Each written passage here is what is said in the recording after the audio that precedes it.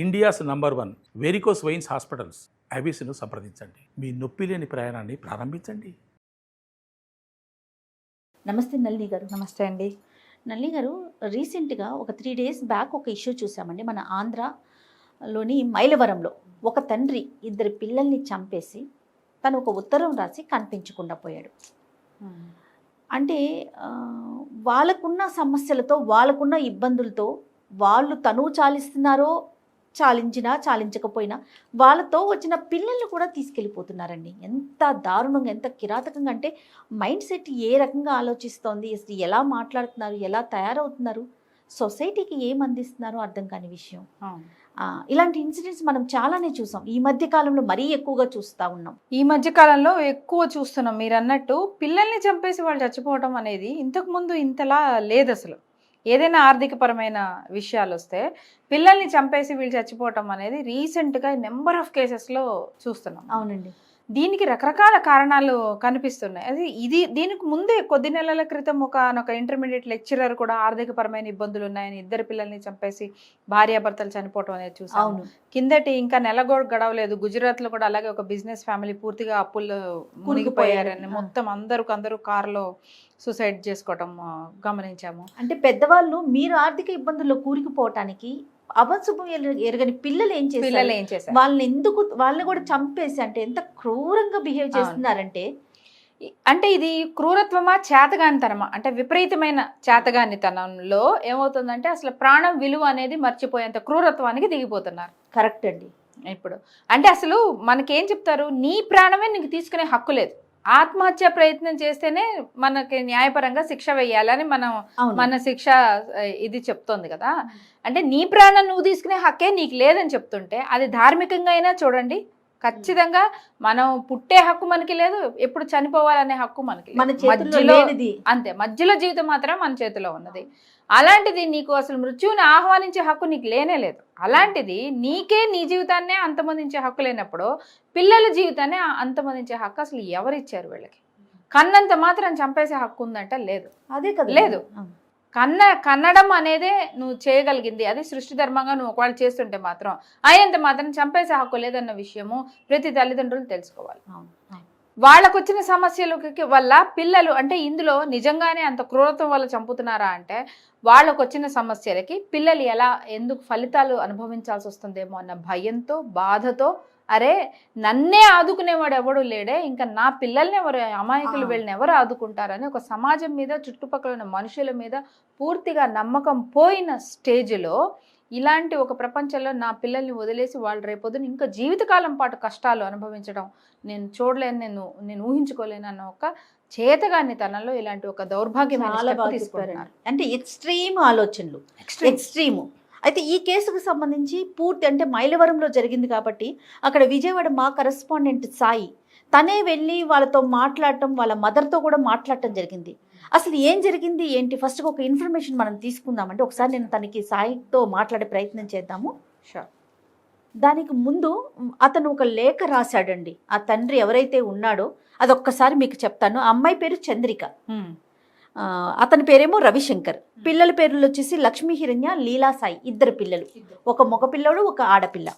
అతను ఏం రాశాడంటే పోలీసులకు అందిన ఆ లెటర్ అనమాట. అందులో నా చావుకి ఎవరు బాధ్యులు కారు, జీవితంలో ఏది సాధించలేకపోయాను, నాకు ఎవరూ ధైర్యం ఇవ్వలేదు, అందుకే నా పిల్లల్ని చంపుకొని నేను చచ్చిపోతున్నాను అని చెప్పి, అసలు చూడండి, ఎవరు బాధ్యులు కారు, నేను ధైర్యాన్ని కోల్పోయాను, సో నా పిల్లల్ని చంపుకొని నేను చచ్చిపోతున్నాను అని ఈ లెటర్ రాసేసి సెల్ ఫోన్ స్విచ్ ఆఫ్ చేసుకొని అతను కనిపించడం మానేశాడు. ఏమయ్యాడు అనేది తెలీదు. ఆ అమ్మాయి ఇక్కడ ఉండదట. ఒకసారి మా విజయవాడ కరెస్పాండెంట్ సాయి గారికి మాట్లాడదామండి. ఎందుకంటే ఈ ఇన్సిడెంట్ జరిగినప్పుడు తనే వెళ్ళి కవర్ చేశారు పూర్తిగా.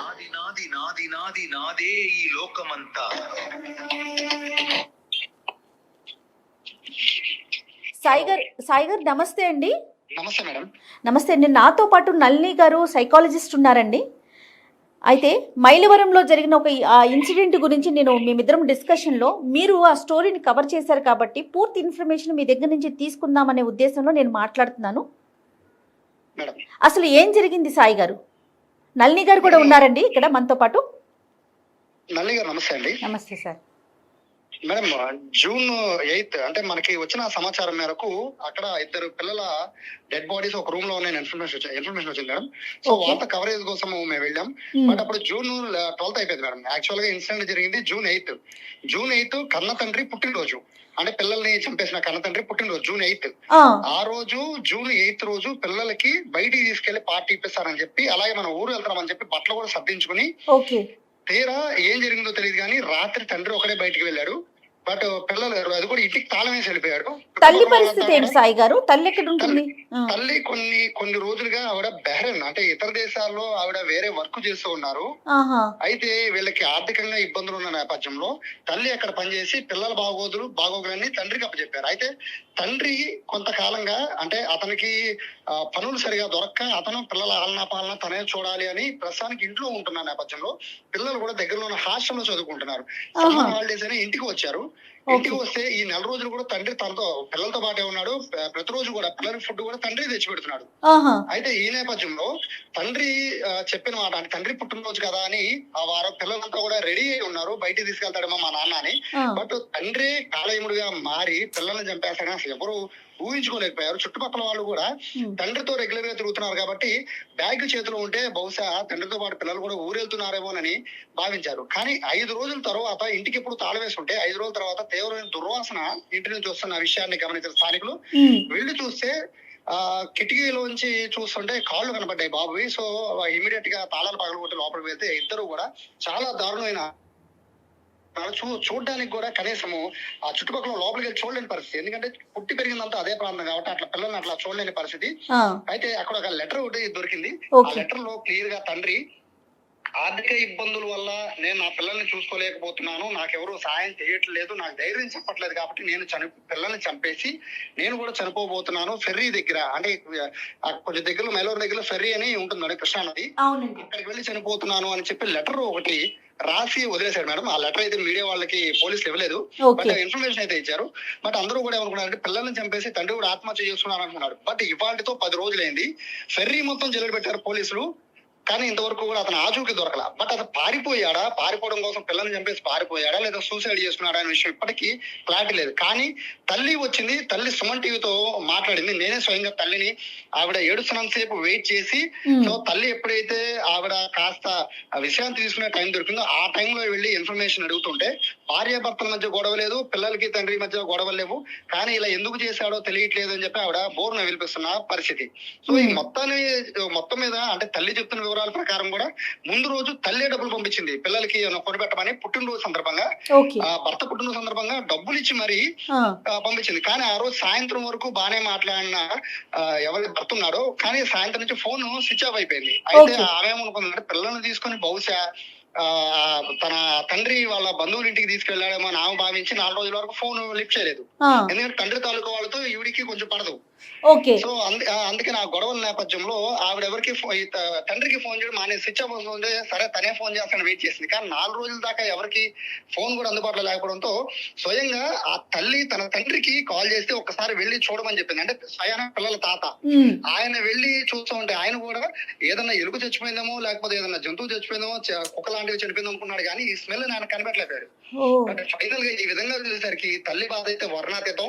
పిల్లల కోసమే నేను విదేశాలకు వెళ్ళాను, పిల్లల కోసమే నేను కష్టపడుతున్నాను, అలాంటిది పిల్లలు ఇలా చేస్తాడని ఊహించలేకపోయానని ఆ తల్లి పడుతున్న వేదన అయితే ఎవరు కూడా అక్కడ కంట్రోల్ చేయలేని పరిస్థితి.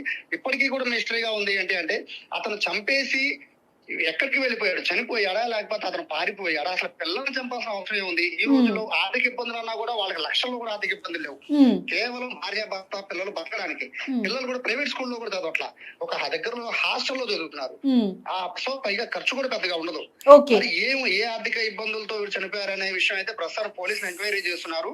అయితే ఇక్కడ ఒక మిస్టరీ లాగా అనిపించిన అంశము పోలీసుల దగ్గర అతని రూమ్ లో మొత్తం సెర్చ్ చేస్తే కొన్ని జాతకాలకు సంబంధించి కొన్ని బుక్స్ అయితే కనబడ్డాయన్నట్టు పోలీసులు చెప్తున్నారు. జాతకాలను ఏమన్నా నమ్ముతాడా, జాతకాలు అంటే పిల్లల్ని ఏమన్నా బలిస్తే డబ్బు వస్తుందని ఏమన్నా అనుకున్నారా?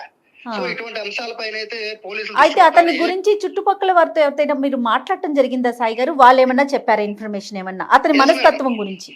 స్వయంగా ఇంటి పక్కన ఆమెతోనే మాట్లాడాం, మా ఇంటికి పక్కన ఉన్న ఆమెతోనే మాట్లాడాం. ఆవిడ కూడా వీళ్ళ గురించి నెగిటివ్ గా ఏమీ చెప్పట్లేదు, చుట్టుపక్కల వాళ్ళు ఎవ్వరు చెప్పట్లేదు నెగిటివ్ గా, అందరూ పాజిటివ్ గానే చెప్తున్నారు. అక్కడ అతను సైకాలజీ ఏమన్నా తన ఇబ్బంది పడుతున్నాడా, జాతకాల బుక్స్ ఎందుకు వచ్చాయి, అతను దాదాపుగా ఒక 5-6 నెలల నుంచి పనులు లేక ఇంట్లో ఉన్నాడు. సో అతను మెంటల్ గా ఏమన్నా డిస్టర్బ్ అయి ఉన్నాడా, లేకపోతే సమాజంలో నాకు అంటే విలువ లేదని భావించాడో లేదో తెలియదు, కానీ కనీసం భార్యకైనా చెప్పాలి బాధపడుతున్నట్టు. ముందు రోజు నా బర్త్డే గిఫ్ట్ ఇవ్వ అని ఒక మెసేజ్ కూడా పెట్టాడు. మెసేజ్ స్వయంగా తల్లే చూపించింది, ఆ పిల్లల తల్లి.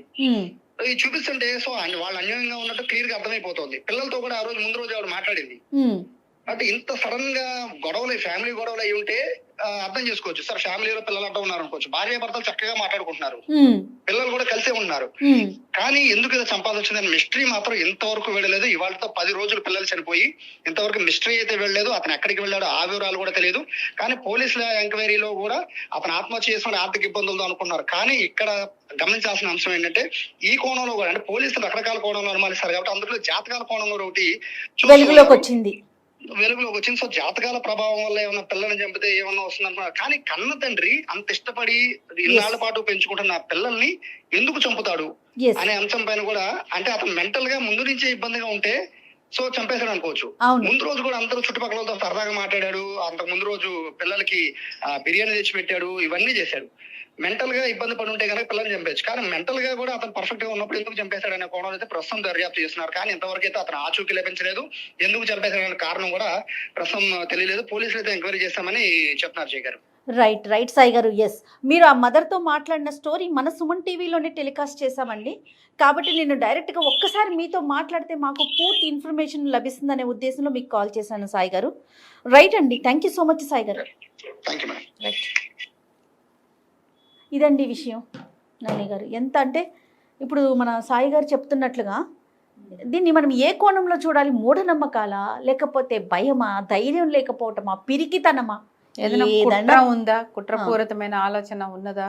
ఎందుకంటే ఇప్పుడు మెయిన్ అతను ఆత్మహత్య చేసుకొని ఉండుంటే ఖచ్చితంగా అతను పర్టికులర్గా ఫెర్రీలో చనిపోతాను అని చెప్పడం అనేది ఏమి సూచించడానికి చెప్పాడు? అంటే నా శవం వెళ్ళి అక్కడ వెతుక్కోండి అని చెప్పడం కోసం చెప్పాడా? ఏంది కేసు దొరకాలి కదా అక్కడ ఇంతకాలంలో. లేదు అతను నిజంగానే ఇలాంటివి ఏమైనా నమ్ముకొని పిల్లలు అంటే తన భార్య ఎలాగో అక్కడెక్కడ ఉంది, పిల్లలు ఏదైనా పిల్లలు మాత్రమే తను ఏదైనా నెక్స్ట్ స్టెప్ లైఫ్లో తీసుకోవడానికి పిల్లలు మాత్రమే అడ్డాను అనుకొని పిల్లల్ని అంతమొందించేసి అతను ఎక్కడికైనా వెళ్ళిపోయాడా? లేకపోతే మీరన్నట్టు కొంతమంది చాలా నార్మల్ లైఫ్ ఉంటున్నట్టే కనిపిస్తుంటారండి, కానీ మైండ్ లోపల ఏం ఆలోచనలు ఉంటాయో మనం చెప్పలేం. కొన్ని రకాల డిజార్డర్స్లో ఏంటంటే వాళ్ళు ఏదైనా ఒక ఆలోచన వచ్చినప్పుడు ఆలోచన విపరీతంగా పీక్స్లోకి వెళ్ళిపోయి ఆలోచించేస్తూ ఉంటారు.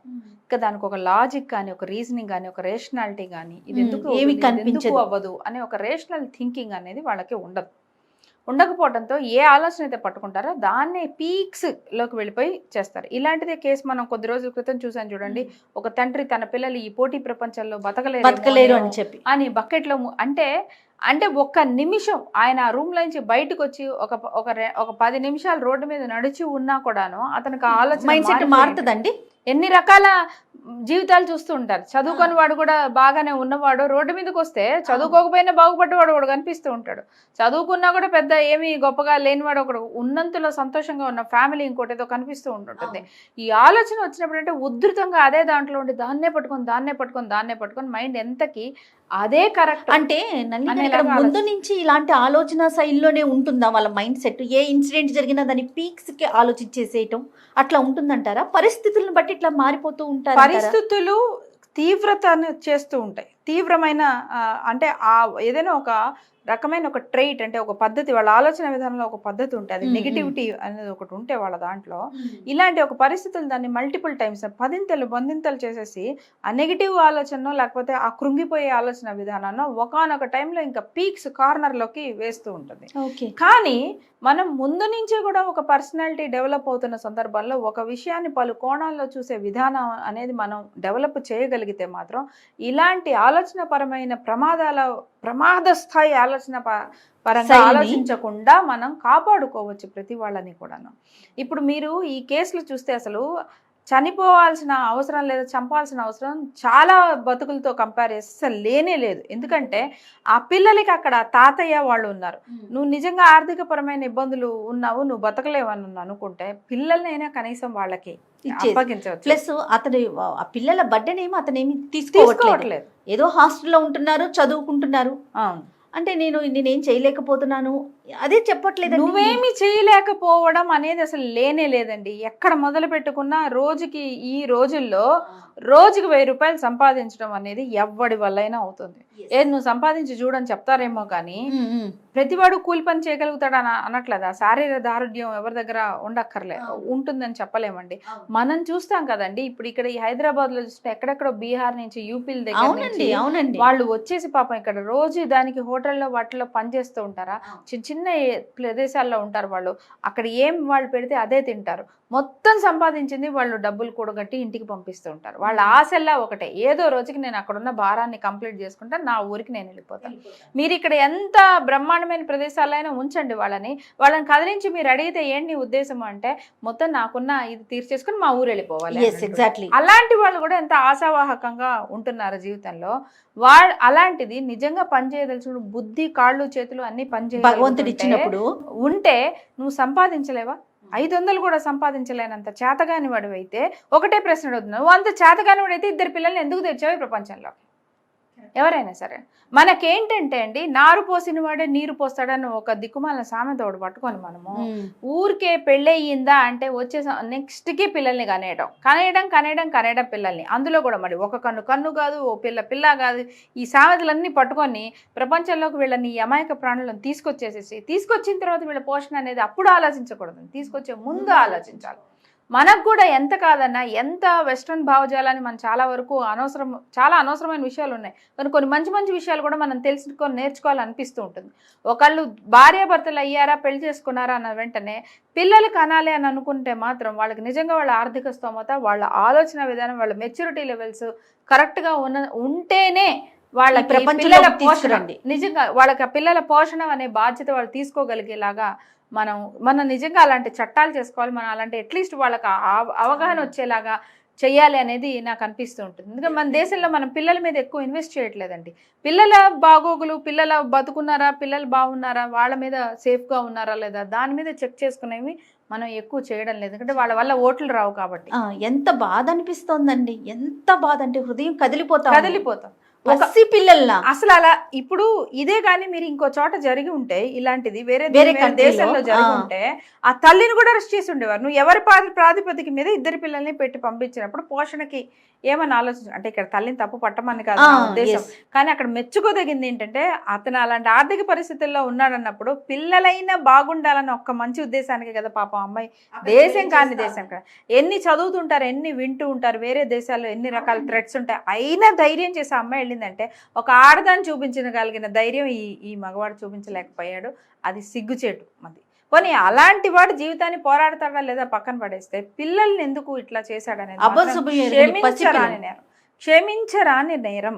ఆ కంసుడు ఎప్పుడు శ్రీకృష్ణుడు చంపుతాడని ముందు పిల్లలందరినీ పైశాచికంగా చంపేశాడంటే అట్లా ఎట్లా చంపేశాడని మనం అనుకున్నాం, కానీ తండ్రులే కంసులు అవుతున్న పరిస్థితులు మనం ఈ రోజుల్లో కూడా చూస్తున్నాం. సొంతగా కన్నా ఇది ఎంపతి అనేది లేకపోవడం, సానుభూతి అనేది లేకపోవడం, ఆ ప్రాణాన్ని తీసే హక్కు మనకి లేదు అనే ఒక విషయాన్ని శిక్షలు కూడా మీరు అన్నట్లుగా నళిని గారు చాలా కఠినమైన శిక్షలు విధించాలండి.